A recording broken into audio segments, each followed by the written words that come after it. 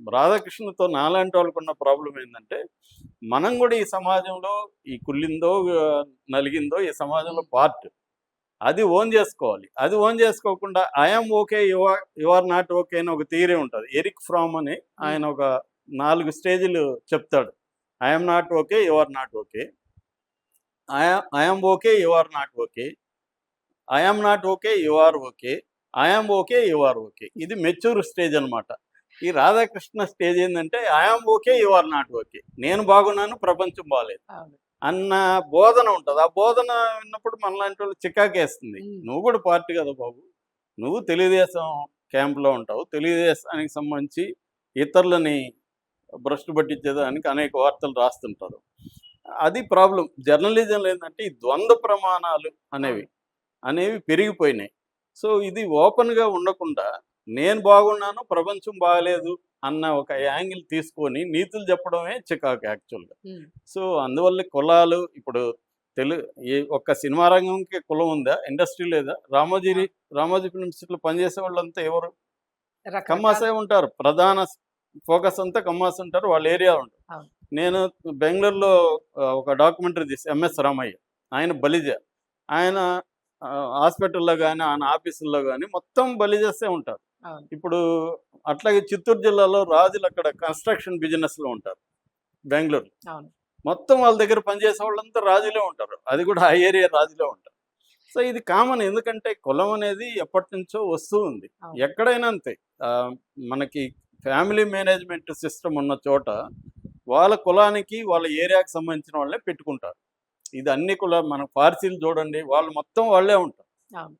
పార్సీగా కావచ్చు, north India business people అంతా కూడా వాళ్ళ దగ్గర పనిచేసే వాళ్ళంతా వాళ్ళే. ఎందుకంటే కంఫర్టబుల్గా ఉంటుంది, వాళ్ళ కమ్యూనిటీ లాయల్గా ఉంటుంది. ఇది జరుగుతుంది. ఇది కులం అనేది పాజిటివ్ రోల్ ప్లే చేస్తుంది, నెగిటివ్ రోల్ కూడా ప్లే చేస్తుంది. అంతేగాని కంప్లీట్‌గా కులాన్ని ఒకే నెగిటివ్ రోలే అనేది రాంగ్. పాజిటివ్‌గా కూడా ఉంటుంది. ఎందుకంటే ఆ కులం పేరుతోనే వీళ్ళ ఏరియాలో ఉద్యోగం ఉంటుంది, వృత్తిస్తారు, లైవ్లీహుడ్ ఇస్తారు. ఇది ఇప్పటికి కూడా జరుగుతుంది.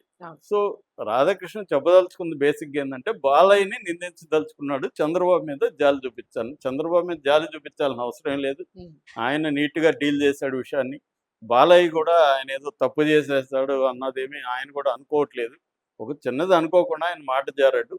దానికి సంబంధించి విమర్శలు వచ్చాయి. అయిపోయింది ఇష్యూ. వాళ్ళేమి కొట్టుకుని విడిపోయే పరిస్థితి ఏం లేదు. ఇది వైసీపీకి ఇది ఉంది. వీళ్ళేమన్నా విడిపోతే బెటర్‌గా ఉంటది అనేది వైసీపీకి ఉంటది. ఎందుకంటే వాళ్ళ పొలిటికల్ అవసరాల రీత్యా కమ్మ కాపు కాంబినేషన్ అనేది వైసీపీకి లీతల్‌గా మారిపోయింది. సో, కమ్మ కాపుని బ్రేక్ చేస్తే వాళ్ళకి కొంత ఉపయోగం. ఎప్పుడైనా అంతే కదా! మనం విడిపోతే మనం డివైడ్ అండ్ రూల్ అది కలిసి ఉంటే కలసకంలాగా వాళ్ళు కలిసి ఉంటే వీళ్ళకి ఇబ్బంది, విడిపోతే ఓట్ షేర్ విడిపోతుంది, ఈజీగా ఉంటుందని ముందు నుంచి వాళ్ళకు ఉంది. దాంట్లో అందుకనే వాళ్ళు జగన్ని తిట్టిన సైకోగాడ్ అనేది వదిలేసి ఈయన్ని గాడు అన్నాడు అనేసి వాళ్ళు ఎందుకు తీశారంటే, చిరంజీవిని వాళ్ళు ఎందుకు ఓన్ చేసుకున్నారంటే వాళ్ళకి ప్రధాన శత్రువు ఇప్పుడు కూటమి కాబట్టి కూటమిని వీక్ చేయడానికి కాపు పాపులేషన్ని కమ్మ పాపులేషన్ మీద రెచ్చగొట్టడానికి వాళ్ళు ఉపయోగించుకున్నారు. అదే ఇవన్నీ అంటే చాలా రాధాకృష్ణ రాసిన దాంట్లో చాలా వాస్తవాలు ఉన్నాయి. అట్ ద సేమ్ టైం ఆయన హిడెన్ ఎజెండా ఏంటంటే ఎప్పటికప్పుడు ఈ కూటమి ప్రభుత్వంలో ఉన్న లోపాలని తీసుకుపోయి వీళ్ళని ఇబ్బంది పెట్టడం అనేది ఆయన అజెండాగా మనకు కనబడుతుంది. P4 విషయంలో కూడా చంద్రబాబు రాసినప్పుడు కానీ, అంటే ఎప్పటికప్పుడు ఈ ప్రభుత్వాన్ని సపోర్ట్ చేస్తున్నట్టే. అంటే నన్ను మీరు జాగ్రత్తగా గమనించకపోతే నేను మీకు ఎక్కడ పెట్టాలనో అక్కడ వాత పెడతాను అన్న ఒక సిగ్నల్ ఎప్పటికప్పుడు ఇస్తుంటాడు. లేటెస్ట్‌గా అది ఇచ్చాడు. వాళ్ళకి కూడా అలవాటైపోయి పట్టించుకోవడం మానేశారు రాధాకృష్ణని. కాబట్టి పెద్ద ఎఫెక్ట్ అయితే ఏమి ఉండదు. సో సార్, అంటే మనం చూసుకుంటే మీరు చెప్పినట్టుగాను ఈ కుల రాజకీయం అన్నది బేసిక్ కాన్సెప్ట్ అయిపోయింది. ఇప్పుడు పొలిటికల్‌గా అయినా దేనిలో అయినా కూడా ఎనీ కాన్సెప్ట్ మనం తీసుకున్నా కూడా. సో, అంటే ఇప్పుడు ఉన్న ఏదైతే మనకి అంటే కాపు కులం గానియండి, కమ్మ కులం గానియండి, ఏదైతే ఈ పార్టీలు కూటమి ప్రభుత్వం వచ్చిందో, సో మనం మెయిన్‌గా అంటే పబ్లిక్ ఆలోచించేది public what is they are expecting. ఏం ఎక్స్‌పెక్ట్ చేస్తారు? కులం గురించి వాళ్ళకి అనవసరం. సో ఏ కులాలు కలిసినా ఏం కలిసినా కూడా ఇద్దరు నాయకులైనా, ముగ్గురు నాయకులైనా, ఈ కూటమి ప్రభుత్వం అయినా సరే తమకేం చేస్తున్నారు, తమకెట్లా లాభం ఉంది, మేము ఏ రకంగా లాభపడతాం ఈ నాయకుడి వల్ల అనేది ఆలోచిస్తారు. సో మీరన్నట్టుగా వాట్ ఈస్ ద ఆర్కేస్ అంటే రాధాకృష్ణ గారి ఎక్స్‌పెక్టేషన్స్ ఏమై ఉంటాయి మెయిన్‌లీ? అంటే మీరేం చెప్తారు? మెయిన్‌గా ఏమై ఉండొచ్చు అంటారు? అదే రాధాకృష్ణ అజెండా ఏందంటే, ఈ ప్రభుత్వాన్ని అప్పుడప్పుడు ఒక రకమైన బెదిరించడం అండి. బెదిరింపే అంతే అంటారు. సో, బెదిరింపు. బ్యాక్‌గ్రౌండ్‌లోన అంటే ఇప్పుడు మనకి వైసీపీకి ఒక ఛాన్స్ దొరుకుతుంది. అవును. సో, ఈయన ప్రతిసారి ఏదైతే అంటూ అవును. ఇప్పుడు ఉంటారో ఈయన ఇది ప్రమోట్ చేస్తారు వైసీపీ ఒక వాళ్ళు. కీ పాయింట్ వాళ్ళు తీసుకుంటారు. సో, దాంట్లో వాళ్ళకేం వాళ్ళకి కావాలో అది ప్రమోట్ ఈయన అనేక విషయాలు రాశాడు. బట్ వాళ్ళకి వాళ్ళకి కావాల్సింది వాళ్ళు కావాల్సింది కూడా ఉంది దీంట్లో. కీ పాయింట్ కీ తీసుకొని వాళ్ళ పాయింట్ ఉంది. రోల్ వాళ్ళు ప్లే చేస్తూ వాళ్ళు గేమ్ ప్లే అవును. చేసుకుంటారు. సో, ఇది మరి పార్టీకి నష్టం జరుగుతా ఉంటది గదా! దీనికి సంబంధించి చంద్రబాబు అంటే గారు ఎలా రియాక్ట్ అవుతారు? ఒకటేందంటే పార్టీకి నష్టం అంటే హ్మ్. మామూలుగా అయితే బ్రిటిష్ వాళ్ళ రూల్ అండి. హ్మ్. బ్రిటిష్ వాళ్ళ రూల్ ఏందంటే ఆహ్, మన దాంట్లోనే ఒక సేఫ్టీ వాల్వ్ ఉండాలి. ఆ ప్రెజర్ బయటికెళ్ళిపోవాలి. కాంగ్రెస్ పార్టీని వాళ్ళు స్థాపించిందే బ్రిటిష్ వాళ్ళు స్థాపించారు. హ్మ్. అన్ని బెసెంట్ వాళ్ళు. ఎందుకు స్థాపించారంటే బ్రిటిష్‌కి వ్యతిరేకత అనేది మనమే ఒక సేఫ్టీ వాల్వ్ ద్వారా బయటకు వదిలితే ప్రజల్లో ఇది తగ్గుతుంది. అంటే నువ్వే ప్రతిపక్ష పాత్ర పోషిస్తే ప్రతిపక్షానికి ఆ రోలు తగ్గిపోతుంది. తగ్గిపోతుంది. సో, ఆ రకంగా రాధాకృష్ణ తనకు తెలుసో అంటే ఇంటెన్షనలా, అన్‌ఇంటెన్షనలా గాని కూటమికి మేలే చేస్తున్నాడు. హ్మ్. ఎందుకంటే కూటమి దీంట్లో జరుగుతున్న అరాచకాలు గావచ్చు, అవినీతి గావచ్చు, ఇలాంటి విషయాల్ని తప్పుల్ని ఎత్తి చూపడం అనేది హ్మ్. బ్రాడ్‌గా కూటమికి మంచిదే. అప్పుడు జగన్‌కి ఆయుధాలు దొరకవు. జగన్ చేయాల్సిన పని వీళ్ళే చేశారనుకో. హ్మ్. ఇప్పుడు చాలామంది ఆహ్, నా చెత్త స్పీచ్ ఎలా ఉంది అని అడుగుతారు మనల్ని. అంటే ఆయనే చెప్పేదాకా మనకింక ఛాన్స్ లేదు. ఛాన్స్ ఉంటది. సో, ఆహ్, అట్లా అంటే సెల్ఫ్ క్రిటిసిజం అనేది ఎప్పుడూ హెల్ప్ అవుతుందండి. అది చంద్రబాబుకి కూడా హెల్ప్ అవుతుంది. కూటమికి కూడా హెల్ప్ అవుతుంది. హ్మ్. ఆ రకంగా ఓకే. కానీ టోన్ ఏంటి అనేది చూసుకున్నప్పుడు వాళ్ళని ఈయన ఇంటెన్షన్ అయితే వాళ్ళని ఇబ్బంది పెట్టడమే. హ్మ్. కూటమిని ఇబ్బంది అది పెట్టడం క్లియర్. క్లియర్. హ్మ్. కానీ అన్‌ఇంటెన్షనల్‌గా కూటమికి మేలే జరుగుతుంది. కూటమిలో జరుగుతున్న ఏ ప్రభుత్వం అయినా గాని కంప్లీట్‌గా వాళ్ళు చెప్పింది అమలు చేయలేరండి ఇవాళ. హామీలు ఇచ్చేటప్పుడు అందరికి తెలుసు అంత డబ్బులు లేదని.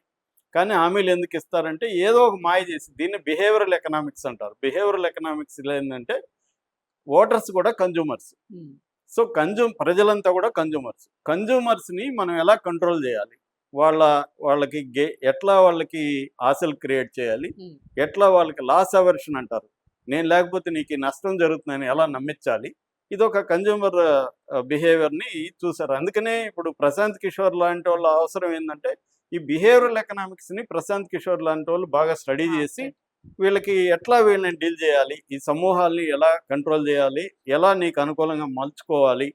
అనేది ఏదైనా అంతే కదా! కన్స్యూమర్ అవును. అంటే నా ప్రొడక్ట్‌ని అమ్మాలి. అమ్మాలంటే కొనేవాడి సైకాలజీ ఏంటి? కొనేవాడి బిహేవియర్ ఏంటి? ఆ బిహేవియర్‌ని ఎట్లా నేను బిజినెస్ మానిప్యులేట్ చేసుకోవచ్చు. చేయాలనేదే కదా! సో, ఇక్కడ వీళ్ళకి ఇవన్నీ కూడా స్టడీ చేసి ఇప్పుడు అందుకనే వీళ్ళు మనకి పొలిటికల్ కన్సల్టెన్సీ ఎందుకు పెరిగిందంటే కరెక్ట్‌గా ఇదే అండి. హ్మ్. ఈ బిహేవియరల్ ఎకనామిక్స్ అనేదే వాళ్ళు ఫాలో అవుతారనమాట. హ్మ్. ఫాలో అయ్యి ఓటర్స్ మైండ్‌ని ఎట్లా మానిప్యులేట్ చేయాలి అనేది జరుగుతుంది. దాంట్లో మీడియా కూడా రోల్ ప్లే ఇస్తుంది. చేస్తుంది. ప్లే చేస్తుంది.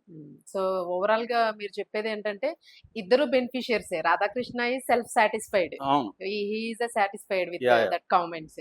సో, మనం పార్టీ పరంగా తీసుకుంటే మీరన్నట్టుగా పార్టీ పరంగా కూడా బ్యాక్‌గ్రౌండ్‌లోన కూటమికి అది యూజ్ అవుతా మంచిదే. ఉంది అని ఫైనల్‌గా అనుకుంటా. మంచిదే. సో, మనకక్కడ జరిగే నష్టమేమి లేదు. సో, నష్టమేం లేదు. దీనికి వైసీపీ ఎలా రియాక్ట్ అవుతుంది? దాని రోల్ ఎట్లా ప్లే వాళ్ళు చేస్తుందన్నదే కూడా మనకి వీలైనంత సస్పెన్స్. ఉపయోగించుకుంటారు. హ్మ్. అదే ఈ ఓవరాల్ గేమ్‌లో అనేక అంశాలు కలిసి పనిచేస్తుంటాయి. ఒక్కొక్కసారి నువ్వు ఎంత బిహేవియరల్ ఎకనామిక్స్ చేసినా ప్రజల్లో తీవ్ర వ్యతిరేకత ఉన్నప్పుడు వాళ్ళు అంటే ఇద్దరు వెధవలైనప్పుడు ఇంకొక వెధవని ఈసారి ఎంచుకుందాం అన్నది వాళ్ళు ఆలోచిస్తారు. ఆ! అక్కడే డెమోక్రసీ ప్లే చేస్తుంది. హ్మ్.